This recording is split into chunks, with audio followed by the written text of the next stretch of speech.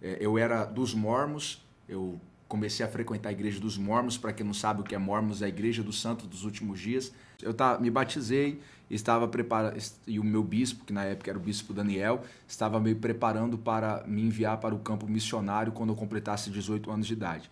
E aquilo para mim era uma novidade muito grande, eu queria aquilo, almejava aquilo, mas um dia, eu participando do seminário ali dos mormons, eu comecei a perceber que eles falavam algumas coisas que não tinham fundamentação bíblica. Eu comecei a ficar desconfiado, desconfortável, e um dia eu chamei um amigo meu chamado André. Eu chamei ele e falei: Varão, eu sei que você é da igreja, eu queria participar de um culto com você. Aí ele: não, vem aqui e a gente vai participar de um culto. Ele me levou para a igreja. Eu me lembro que no dia que ele me levou para a igreja era num congresso de jovens.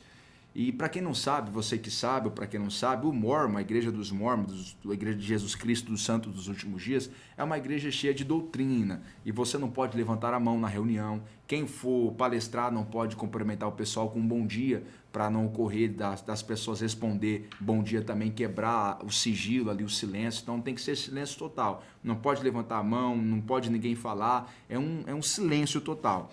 E naquele dia que eu fui para essa igreja da Assembleia de Deus, totalmente diferente, é um barulho absurdo. Peraí, você saiu do extremo total. Você saiu do... Rapaz, você foi na Assembleia já? E era um congresso de jovens, pra você ter uma ideia. Na igreja de comunidade ainda, já sabe. Nossa, irmão. Já sabe como é que é. O pastor não consegue nem abrir o culto direito.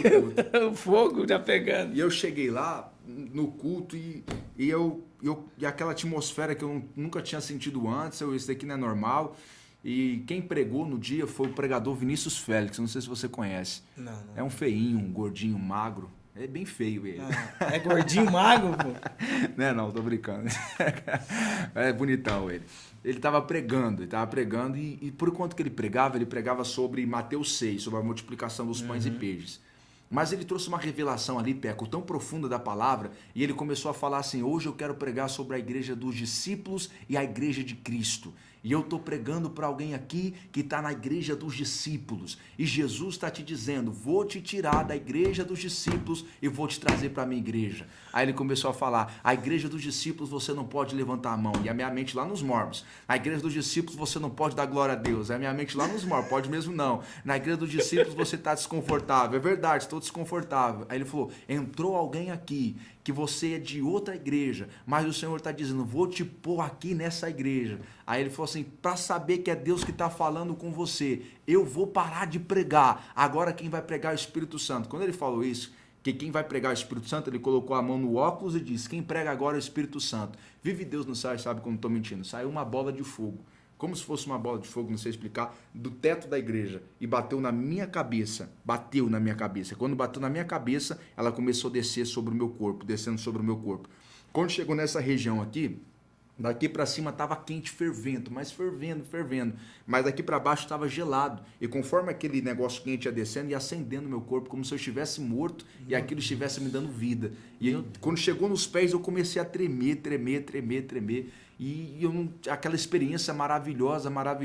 E quando ele fez o apelo, eu fui levando as pessoas que estavam na frente, porque eu estava no último banco, e fui levando todo mundo junto comigo, porque eu queria aceitar Jesus. E naquele dia eu me ajoelhei e aceitei a Jesus. E quando eu levantei, aquela experiência maravilhosa, aquela presença que nunca antes eu tinha sentido, uma presença que a droga não deu, que o sexo não deu, que os amigos não deu, que nada no mundo, com todos os seus prazeres, pôde me oferecer. Nunca senti uma alegria semelhante a essa. E quando eu aceitei Jesus, uma moça me abraçou. Quando ela me abraçou, o espírito de profecia tomou a boca dela e ela disse, apontou para o chão e falou assim: você não é mais um. E o seu lugar não é aqui. E apontou para o chão. O seu lugar é para o altar. E apontou para o altar.